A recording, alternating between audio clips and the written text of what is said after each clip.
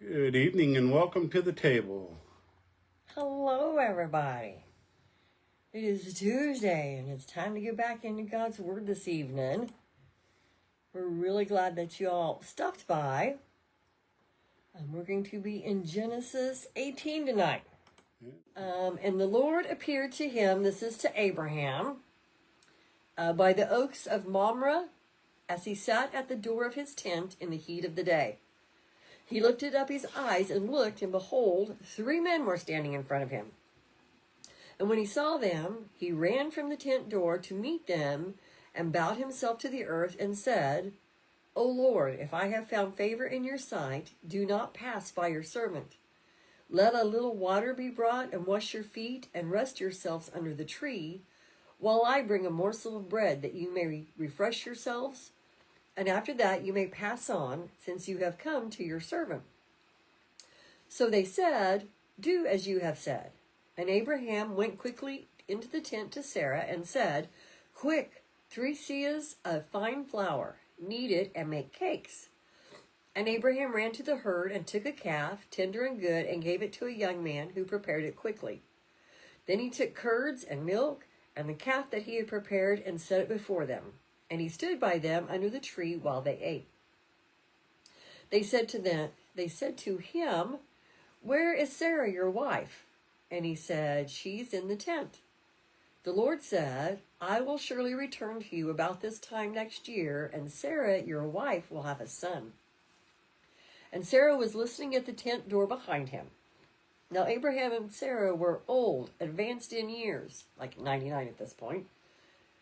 The way of women had ceased to be with Sarah. So Sarah laughed to herself, saying, After I am worn out and my Lord is old, shall I have pleasure? The Lord said to Abraham, Why did Sarah laugh and say, Shall I indeed bear a child now that I am old? Is anything too hard for the Lord? At the appointed time I will return to you about this time next year, and Sarah shall have a son. But Sarah denied it, saying, I did not laugh, for she was afraid. He said, No, but you did laugh. Then the men set out from there, and they looked down toward Sodom, and Abraham went with them to set them on their way. The Lord said, Shall I hide from Abraham what I am about to do, seeing that Abraham shall surely become a great and mighty nation, and all the nations of the earth shall be blessed in him? For I have chosen him that he may command his children and his household after him to keep the way of the Lord by doing righteousness and justice, so that the Lord may bring to Abraham what he has promised him. Then the Lord said, Because the outcry against Sodom and Gomorrah is great, and their sin is very grave, I will go down to see whether they have done altogether according to the outcry that has come to me, and if not, I will know. So the men turned from there and went toward Sodom, but Abraham still stood before the Lord. Then Abraham drew near and said, Will you indeed sweep away the righteous with the wicked? Suppose there are 50 righteous within the city. Will you then sweep away the place and not spare it for the 50 righteous who were in it? Far be it from you to do such a thing, to put the righteous to death with the wicked, so that the righteous fare as the wicked. Far be that from you. Shall not the judge of all the earth do what is just?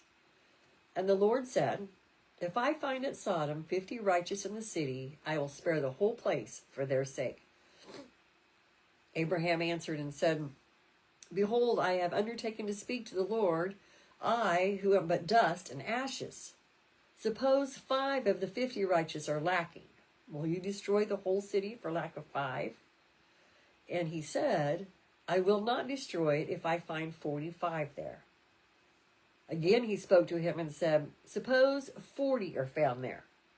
He answered, For the sake of 40, I will not do it. Then he said, Oh, let not the Lord be angry, and I will speak. Suppose 30 are found there. He answered, I will not do it if I find 30 there. He said, Behold, I have undertaken to speak to the Lord. Suppose 20 are found there. He answered, For the sake of 20, I will not destroy it. Then he said, Oh, let not the Lord be angry, and I will speak again but this once. Suppose 10 are found there. He answered, "For the sake of 10, I will not destroy it." And the Lord went his way when he had finished speaking to Abraham, and Abraham returned to his place. Just kind of almost sound like an auction. Right?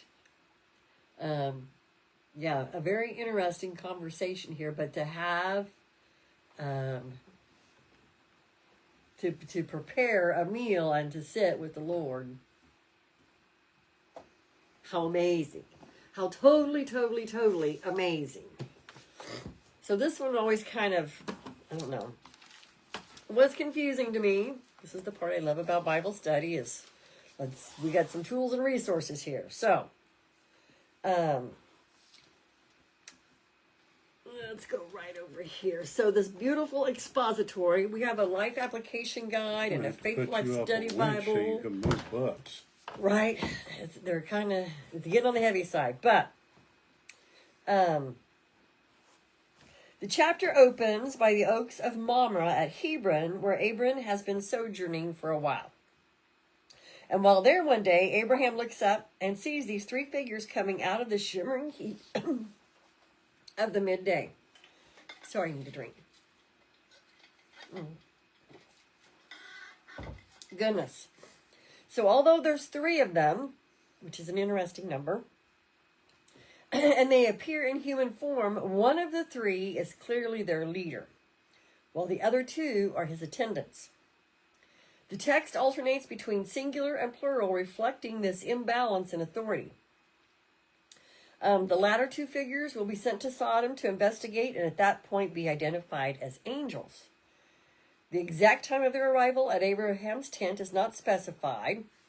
However, the noontime heat means that this is not a pleasant time for travel in that area. We're talking, the Middle East. I think this would be current day Iraq. And so it would be common for travelers to seek some kind of shelter in which to rest before going on with their journey as the day cooled. The impression that the narrative gives is that they appear suddenly right in front of Abraham. Perhaps surprisingly, for people on a lengthy journey, there is no mention of any beasts of burden. And all these elements combine to suggest the unusual nature of these visitors. So yeah, they just appear. People that are traveling in the Mideast have camels or donkeys or beasts of burden. And these guys are just there. That, I don't know, there can be a whole lot of discussion right there on that. Right? Yeah. That's the way the Bible mentions it, but you know as well as I do, the deer this afternoon. Right? It was just there. Yes. Which was cool. I just find it, again, one of these mysteries that just really intrigue me. He's sitting by the tent, under the tree, where it's cooler, and poof, these people are in front of him. Excuse me. But Abraham, being who he is, the friend of God. He's the only person referred to as the friend of God, I believe. He runs to greet them and make them welcome, persuading them to break their journey with him. Now see that right there is in opposition of the sentence right before it, if you take it as they're just there. Because he runs to greet them. Right. If they're just standing in front of him, as the scripture says, where's he running to? Oh. Well, it says when he saw them, he ran from the tent door to meet them and bowed down to the earth. I don't know. I'm just saying, there's more here than... Oh, yes. The text repeatedly stresses the depth and extent of Abraham's hospitality. He's going to go slay a calf. I mean, you don't just kill a calf, get the meat off of that. That's not an easy process in its own right. Well, he didn't do that, though. But he had somebody else do it. And nonetheless, that takes time. And then he tells... Sarah, quick, 3 seahs of fine flour. And there's more in that there. 3 seahs is an enormous amount, perhaps as much as 6 gallons. 6 gallons of flour. It's cake, though. Well, I don't know. And the fine flour is the finer grade. It's like cake flour. It's a finer. So he's preparing a feast here is what he's doing. We're slaying the calf. We're preparing the fine bread. The meal that Abraham presents is far more elaborate than the morsel of bread that he'd offered them, involving preparation and serving an abundance of tasty foods. And almost like the prodigal son, huh? Right, yes. You know, but this is a noon meal, but they might not have ate until supper time. I'm just saying, by Gina's clock. Abraham's generous and respectful welcome to his heavenly visitors can be both compared and contrasted with the experience awaiting the angels in Sodom in the following chapter. You know, we were talking the other day about anything you want a mystery, a drama. All of the things are here in the Bible. Love story, mystery, drama, suspense. Yep. The next chapter is going to be interesting. But we're here. And when we get there, in chapter 19, Lot too is sitting down at an entrance when these visitors arrive. He too offers them water to wash their feet and food to eat. And through his provision of unleavened bread, though his provision of unleavened bread can't match Abraham's extravagant welcome, but the key difference comes in what occurs thereafter. Abraham's invitation ushers his guests into a place of safety, comfort, and provision, while Lot's invitation is going to bring them into a place of danger and disrepute. Sodom's welcome is the antithesis of Abram's hospitality. Again, stark differences here between the two. Readers are informed immediately that this is a divine visitation. It's not clear at what point the true identity of these visitors becomes clear to Abraham.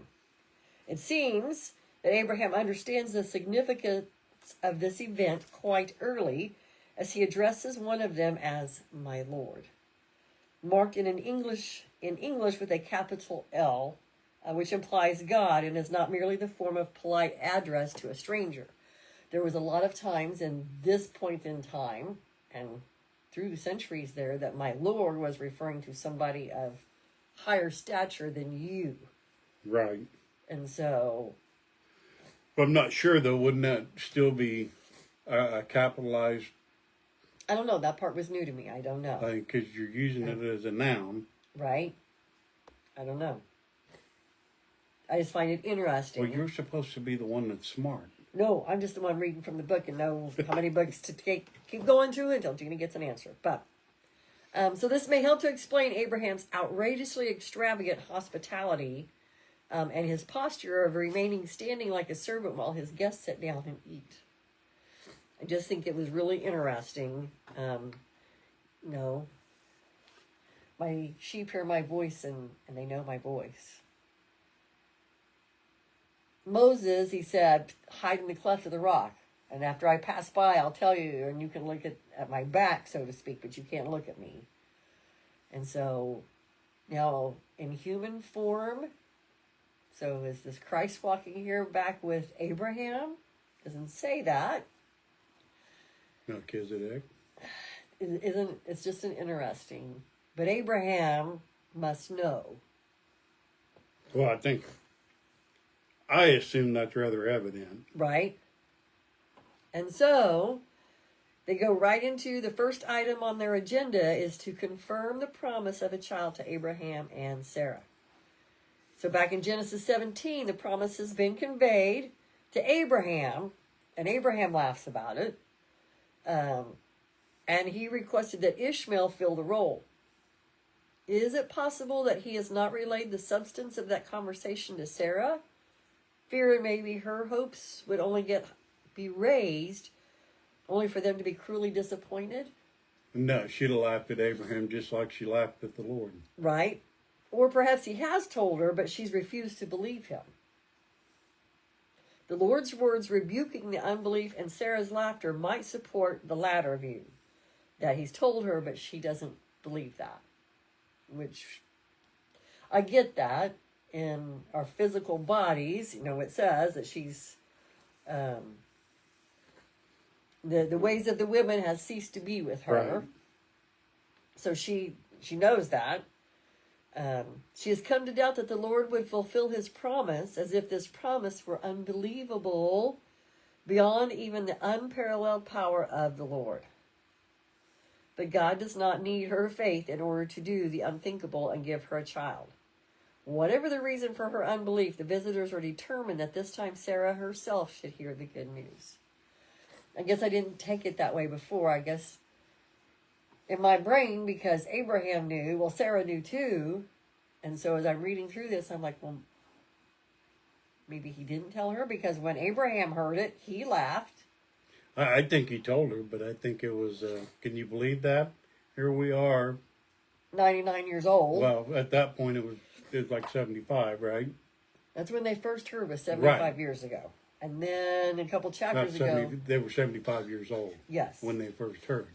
And he took it to her, and they're both like, yeah, right. Right. Much like we would probably do, although I would hope to think that if I was speaking to the Lord, and I knew I was speaking to the Lord, that I'd be like, Yes, sir. oh, are we sure that has to happen? Yes, sir. If you say so, Lord, then that's what that is. So, as is customary in their culture, the men have eaten privately apart from the women, and they ask after Sarah's location. They said, where is Sarah, your wife? And he said, she's in the tent. Like, the Lord already knew that.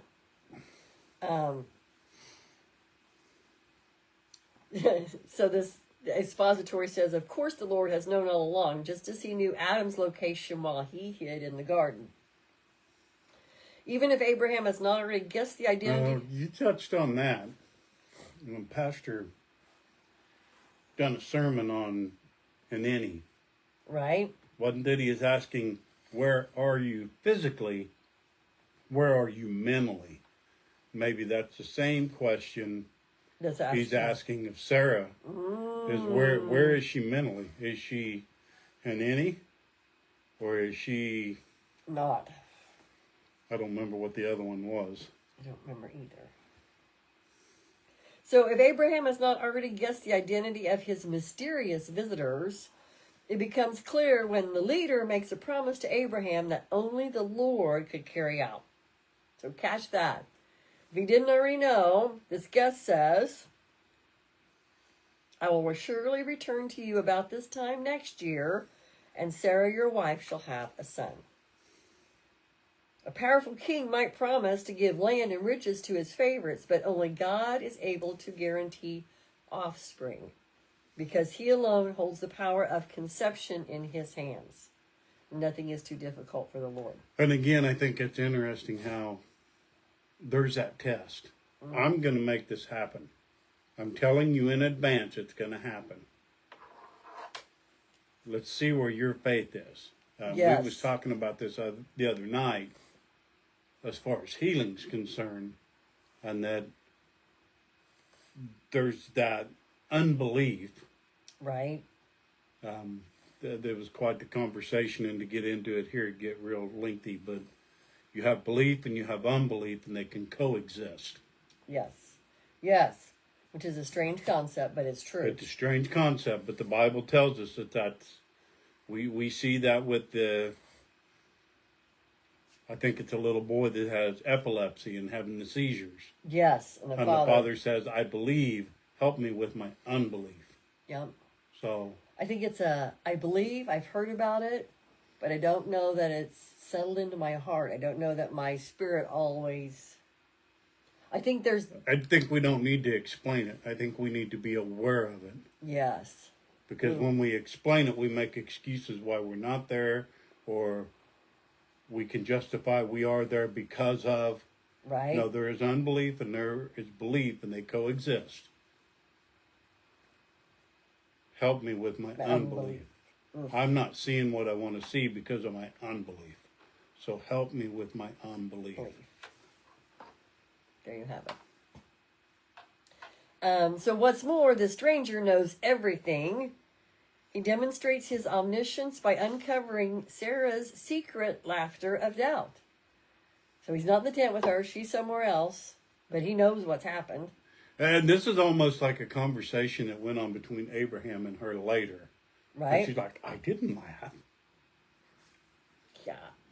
So while Sarah thinks she's safely concealed in the inner part of the tent, observing everything without being observed, this stranger knows her most private thoughts. He even knows exactly when this child of promise will be born, in about a year. Something no one but the Lord could know.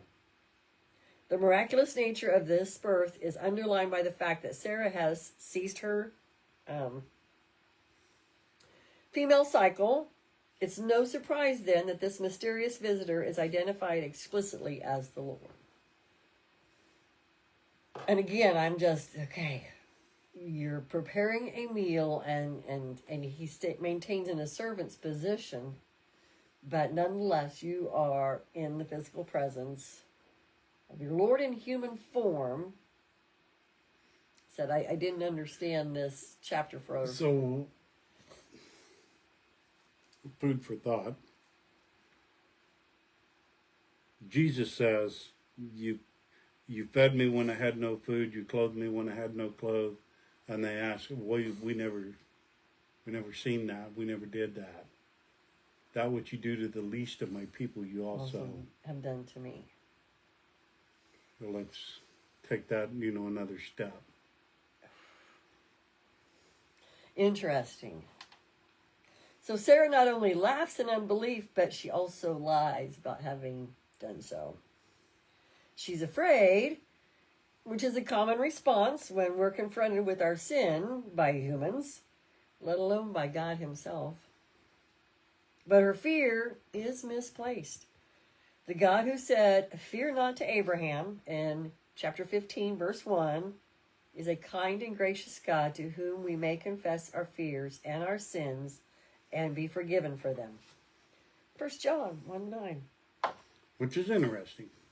And this is, I'm humored by, it's probably the better terminology, is that we have the Old Testament and the New Testament. And Jesus brought a new covenant with the New Testament. Right. I don't see a new covenant. I see the old covenant better understood. I watched a podcast or video I'll have to share with you, but was talking about God's covenants and that's a whole other story. I'll leave that for later. But it was good. I'll share it with you later. So throughout this encounter, the Lord treats Abraham as his personal friend. Which I think is the other part that's amazing here. He shares an intimate meal with him. This is a unique privilege for Abraham. It's the only case prior to the incarnation in which the Lord eats food set before him. Only place. On many occasions, the Lord appears to people and they offer him food in Judges 6, or they eat in his presence, as in Exodus 24. However, on those occasions, the Lord doesn't eat, though he sometimes turns the food into a sacrifice. But with Abraham, he sits down and eats with him as part of their special relationship. I think that's the other part for me that was, yes, Abraham had a unique relationship with God comparatively to some of the other characters. That's the word to say. But I get what you're saying. Yeah, to some of the other folks in the Old Testament. Players. The players, yes. To some of the other players in the book. So this special relationship extends beyond their shared meal as the three men set out, presumably as the day has gotten to cool a little. I'm telling you, it had to be past supper before they got all this stuff ready. Abraham goes with them to make sure that they find the right road to their destination, which is going to be Sodom. And as they travel, we're given a brief insight into the Lord's inmost thoughts in the form of a rhetorical question that provides the rationale for the discussion that follows. So elsewhere, the Lord reveals his purposes ahead of time to his servants, which are the prophets, as a means of vindicating his actions. There he reveals his thoughts to Abraham as his chosen channel of blessing to the nations. So a lot of times God spoke to the prophets and he said, this is going to happen. And the prophets would speak that, and then that would happen. In this particular instance, however,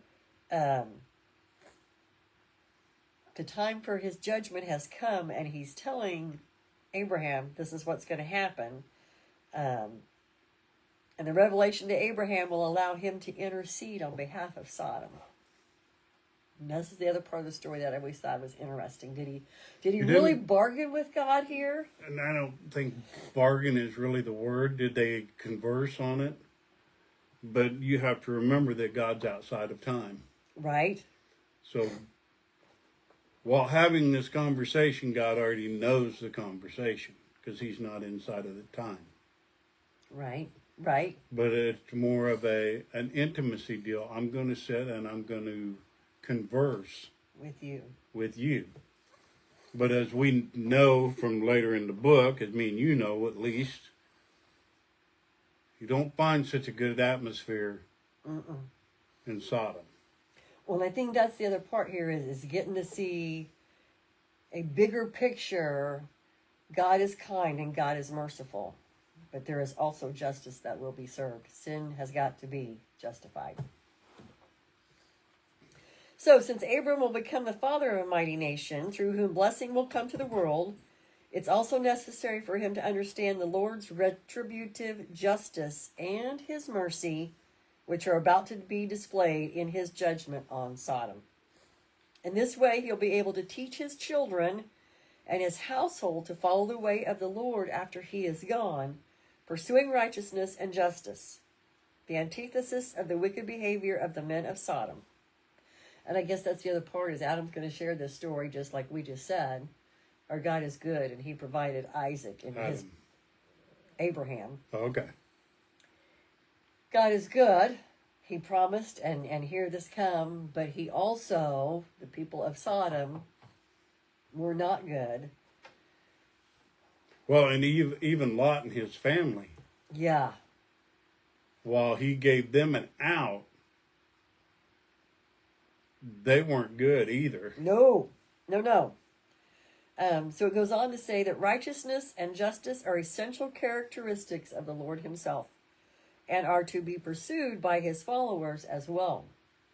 See Proverbs 2, verse 9 and Proverbs 21, verse 3. Otherwise, if they reject that pathway and pursue the lifestyle of the men of Sodom, they may face a similar fate, and the Lord's promised blessing may be thwarted. Of course, such an outcome is unthinkable. The Lord's promised blessing cannot fail to come to fruition. However, the Lord ordains the means to accomplish the end as well as the end itself. Abraham's faithful instruction will be the means of directing his descendants in the Lord's righteous and gracious character and purposes. Election can never be divorced from its goal, which is that the Lord would create a holy nation set apart to serve him in righteousness and justice.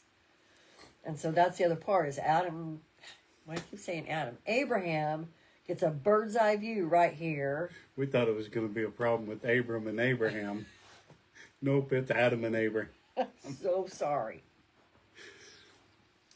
So in contrast to the righteousness which the Lord calls Abraham and his descendants, Sodom is characterized by a cry, or as we might say, an outcry to the Lord. This is the cry of the powerless and the oppressed who have no advocate to speak for them except the Lord.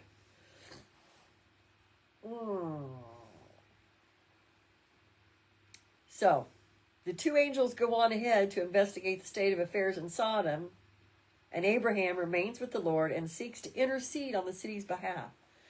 I always thought that was, of course, he knows that's where Lot is. So maybe that's part of his thing, or is that just where his heart is? That I think it's a lot of where his heart is, because we as humans struggle to see the evilness of a human. Right. We tend to look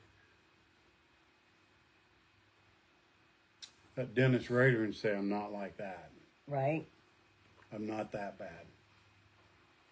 Truth. And yet, Sermon on the Mount, Jesus says, if you so much as hated, you have committed murder.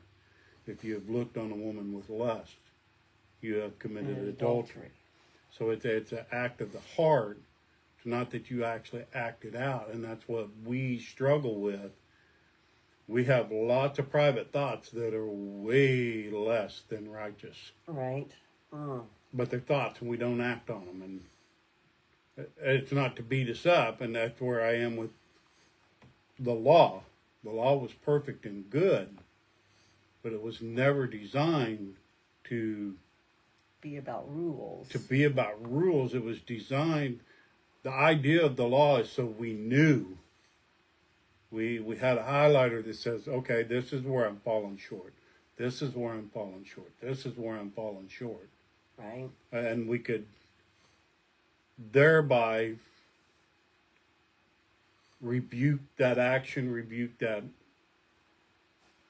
whatever it may be. We could work on ourselves as well as letting the Lord work on us. But I think it was Paul that said, if it wasn't for the law, I would not know. Yes. Yes. I think it's in Romans. Yes. I think it is Romans, but yes, it's the law that tells me I'm not a clean person. Yeah. But we use that to try and improve ourselves to, instead of looking at Dennis Rader as our comparative, we look at the Lord as our comparator. That way we're not justifying where we're at. We're trying to move forward to something greater. So, in his petition, he's going back and forth here with, the Lord. And he says, will you sweep away the righteous with the wicked? What if there's 50 righteous people in the town? So Abraham expresses his concern that the Lord should not sweep away the righteous with the wicked. He is not simply worried that a few good people might get caught up in the fall of Sodom. That injustice could be prevented by removing the righteous people from the scene of the destruction, which is what's going to happen with Lot. Moreover, the righteous do suffer alongside the wicked in both natural and man-made disasters all too often.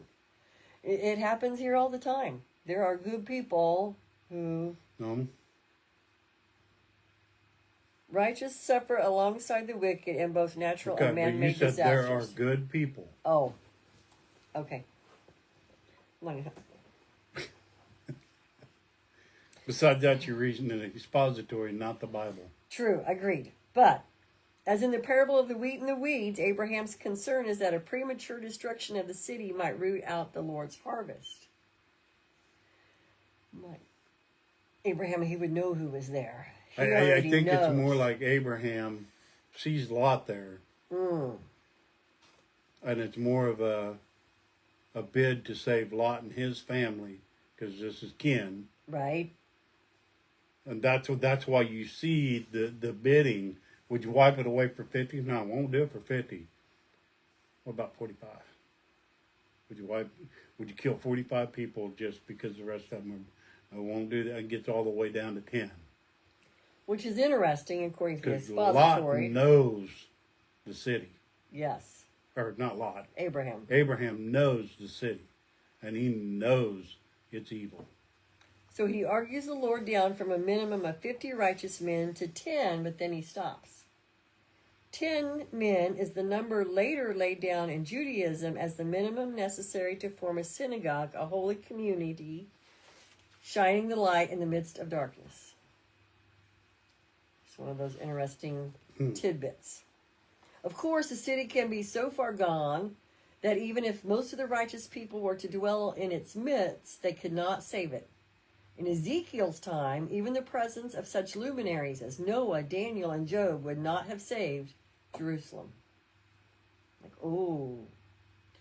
That's a whole other piece we're going to get to.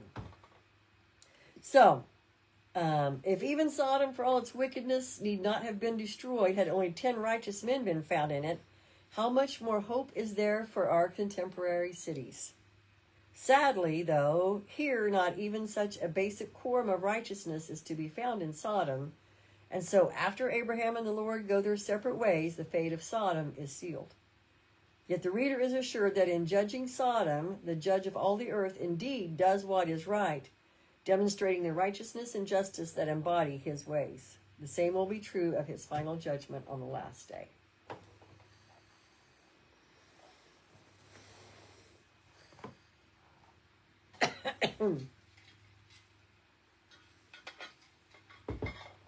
He knows. And I think it was like I said, probably more of a kinship thing. I think it was. For Lot. Well, because Lot's the one who ends up getting an escape card. Right. And I think it is Lot's family. I know his wife, but the girls get to go too, right? Yeah. Yes. But the wife looks back. We all know the story. Right. And we'll get to that here soon. So most religions depict their God as either transcendent or immanent. He's either an accessible friend to humans or the exalted and distant judge of all the earth. The Bible presents God who is both. He stops to visit Abraham in his tent, seeking to reassure him and his doubting wife that he's not forgotten his promise of a child. And in fact, the time for that promise is imminent and will come within the next year. Such a specific promise is an even greater test of Abraham and Sarah's faith than a more generic word. Okay. Dave's dumb head. How would Sarah know she was pregnant?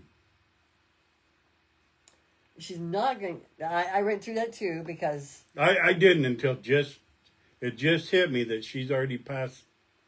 She's already in. Oh, the word's going to leave me. Your body gets old enough and it quits doing the monthly cycle. Right. Which is typically, from the man's side, what the first thing you hear is the way that a woman knows she's pregnant. Right. Is that because she's missed it. Right. Okay, she ain't going to miss it because it ain't there. Right.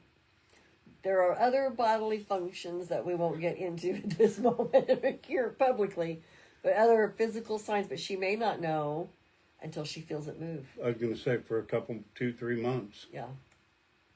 There are other body changes that happen. I get that too, but I just was meaning right. The right away thing. Right. The normal way. It's like, okay, I'm putting on weight for some reason. Right. Things are growing. What's going on? I get there's physical change, but... And Abraham's like, are you good at the moment? I'm not or not, okay? Well, she already sounds like she may be a little bit like that, hiding in the tent and laughing. Oh, man. So a modern reader who enters a conversation about God regarding his impending judgments might approach it very differently than what Abraham did. In our day, many are confident in their own ability to critique the judge of all the earth rather than adopting Abraham's deferential and cautious language. In C.S. Lewis's image, we are eager to arraign God to appear in the dock of our courtroom rather than recognizing that we belong in the dock of his court. And that's where Pastor Henry was talking this last week about bringing him down. We bring him down to where we can compare him to us instead of comparing us to him and trying to move ourselves up. Yes, yes. I think I said that right. We might lecture God on the social causes of evil or the injustice of corporate acts of judgment involving whole cities. For many, sin has become merely an alternative lifestyle choice rather than offense before a holy God. That said a whole lot. Well, and that is the goal of society at large right now, is that we turn our sin. In the last days, good will be called evil and evil good. Yep. And we see that right now, which should scare us. Because we are close. We're definitely closer than we were yesterday. Absolutely. To the end. Absolutely. And no one knows the time or place. We're not saying that. That's a lot of what you're saying there is what I've been saying about people just not. Why did you call me Lord, Lord, and not do what I say? Yep. I want to blame it on not understanding lordship. I don't know if that's... If you find 45 righteous, will you still destroy it? It's kind of where I feel like I'm at with that. Because, yeah. Yeah, it's sin has become merely an alternative lifestyle choice rather than offense before a holy God. Instead, we should humbly intercede for the broken and the sin-polluted cities that surround us and for the many lost souls that they contain. As Abraham did, we should rest our case on God's righteousness, confident that the judge of all the earth will do what is right. As Abraham looked out at the cup of wrath about to be poured out on Sodom and Gomorrah, it was as though he prayed, Father, if it be possible, let this cup pass from them. Give more time for them to repent, yet not my will, but thine be done. It doesn't say he said that, it says as if. As if, right. Ultimately, the only way for a just judge to save the ungodly is for him to drink the cup of wrath that they have merited. Jesus Christ, Abraham's greater descendant, did not simply intercede on behalf of his unrighteous people. He himself took the judgment we deserved. Even if we once shared Sodom's defining sins. Abraham's intercession for Sodom was not wasted. Even though Sodom itself was destroyed, God remembered Abraham and rescued Lot and his daughters out of the city. How much more may we be certain that the high priestly intercession of Jesus will be effective for us? God remembers the sacrifice of Jesus on the cross, and as a result, he is rescuing an uncountable host of humanity from the fiery wrath to come. What is more, in Jesus Christ, the Creator, God calls us all his friends. Friends who have been given insight into the lost and broken world around us so that we too can pray effectively for its salvation.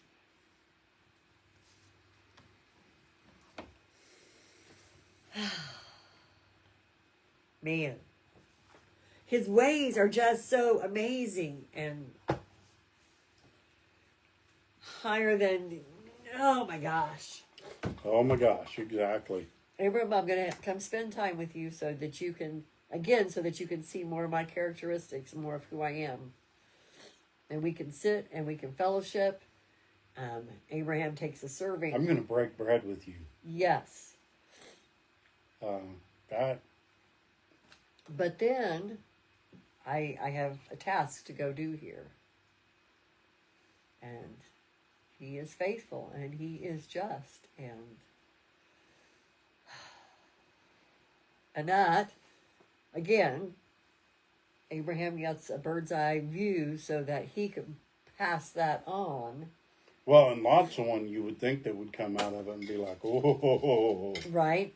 You have no idea what I witnessed. Well, Lot's a character in his own right. Not like we're not all, but I'm just saying. Yeah, let you without sin cast the first stone, right? Right? Oh. Yeah. So, again, thinking about how he prepares for this, out of just poof, these guys are there. But he knows. And again, I think it must be that I should hear my voice that you would know, that you were in the presence of, but how he wasn't just... And that's... giddy in the presence of the Lord, or able to do anything without... I was going to say, if anything, I face first in the dirt, I would think. Right. I see it as when John in Revelation, and the seraphim... Holy is the Lord of hosts. Yeah. And he fell, and woe is me. Yeah. And I think that's the way I would be. Is woe is me. Oh, so they've come. I'm not even worthy to be in your presence. And they're bringing you another message. You've heard it before. It's going to happen. Now I'm coming to tell you, now the time's getting close. Next year, you're going to be a father. Yeah, I told you now. Here it comes. I'm getting ready to show you. Just like I've said with Jesus. I told you, now I'm going to show you. Yeah. I was watching, was watching some... Go ahead. Well, that's probably how Sarah knew that she was pregnant. Because the Lord said within this year, and then she got morning sickness, and she was like, "Yep, he wasn't lying." Right.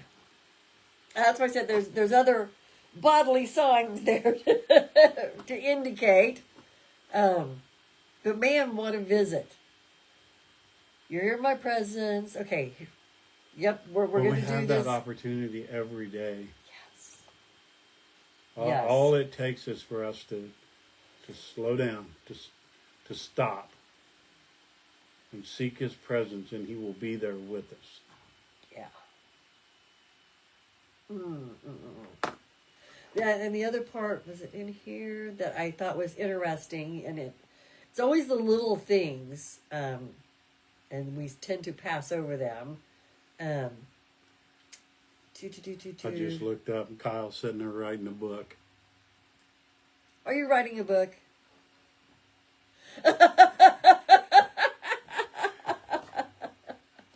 He's writing in a book, maybe not a book, but he's writing in a book. Yeah, how much bread they're preparing for 3 guests? No, cake. Knead it and make cakes. All right, you're right. Cake. Cake. Not bread. Cake. Barbie thinks her cinnamon rolls are big. Sorry, sis. Oh, man. I just, yeah. All of this huge thing. Then And I'm sure it wasn't just for 3 guests. I'm sure they all ate, but it said Abraham stands. Not till the way I input this information, everybody didn't eat till they were done. Yes. There was a feast that was prepared for them. Yes. You eat, have your fill. And God, not needing to eat, who knows how long He could sit there and eat. Right. Oh, that's an interesting concept, too. You know, you don't want to be rude. Right? Okay. Lots of questions. And again, just so cool. I think the biggest thing we're supposed to take away is we have that ability to be before the Lord. Right. Oh, right. We have that ability to sit down and to ask Him if there's just 45 righteous. Would you still destroy it? And I think that's one thing we really have to take note of, and knowing that we're looking at the end coming. It's going to take a whole lot of unrighteous people. Mm. Hence why we have work to do. And again, I think there's so many people who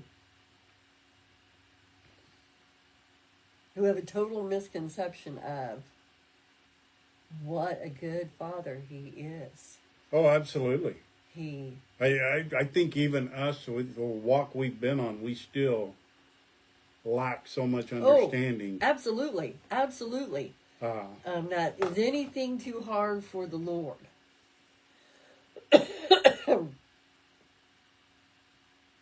No. My God, starts it impossible. Like if it wasn't impossible, then we wouldn't need God. Right. Having an understanding of His ways, you know, there's a famous question there. Why did God do this? Or why did God make me this way? God designed us all, put us all here for a very specific purpose. Well, God designed us all. He put us here. Then Adam sinned. Yes.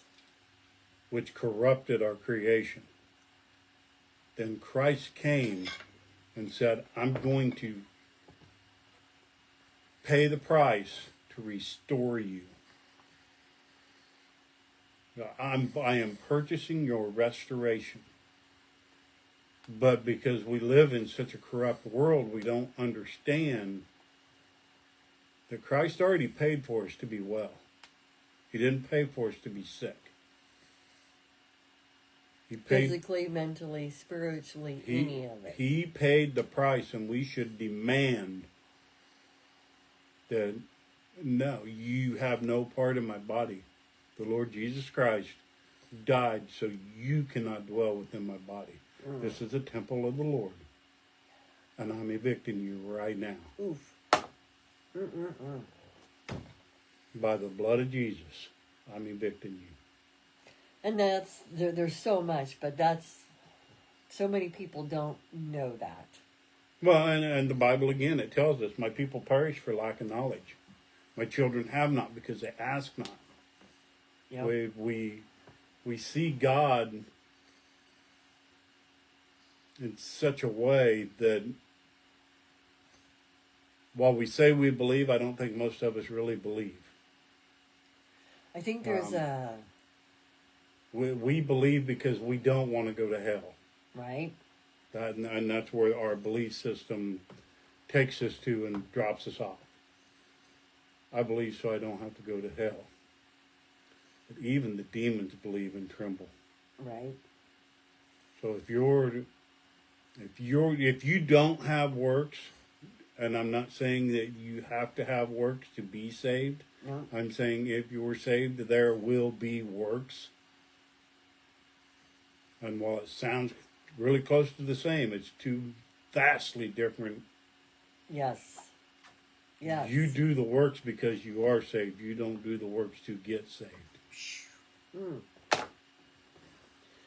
Like that. You have been forgiven and you understand what you've been forgiven of. Therefore, you extend what you have freely been given, freely give. I give forgiveness. I give grace. I give healing. I give.